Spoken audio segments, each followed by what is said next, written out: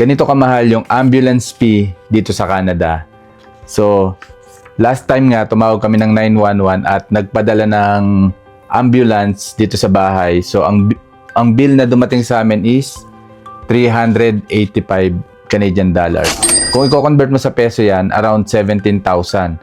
At yan ay kung meron kang Alberta Health Card. Kung wala ka namang Alberta Health Card, pwede kang umabot ng 585 Canadian dollars o 25,000 sa peso.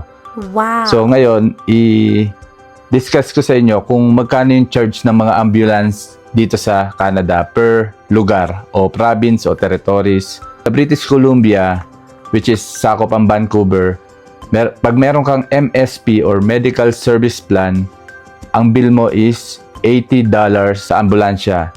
So, kung wala ka namang MSP, pwede kang umabot ng 848 Canadian dollars. So, around 36,000 sa peso. Pag sa Saskatchewan naman, ang ambulance fee nila ay nagre-range ng $245 to $325 dollars.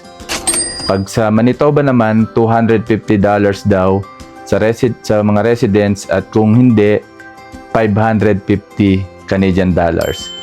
Ito pinakamura yata. Ontario with OHIP o Ontario Health Insurance Plan. $45 o mga 2,000 peso. Ayun na yata pinakamura. Pag sa Quebec naman, 125 pag sa residents at $400 naman sa non-residents. So, pag sa mga Atlantic Province, nagre-range sila ng $115 to $150. Ang mga sakop niyan is Prince Edward Island, Nova Scotia, Newfoundland, Labrador. Yan.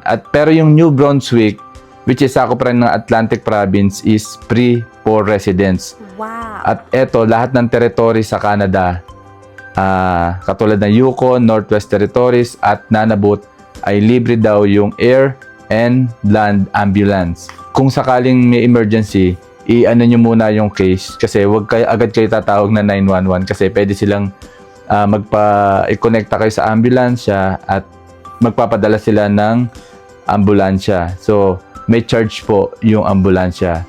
Kaya kung kaya nyo namang madala sa malapit na walk-in clinic or emergency, i-drive nyo na lang.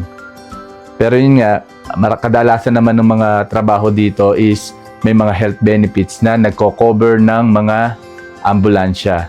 So ganyan nga, na-share ko lang dahil ganyan dito sa Canada.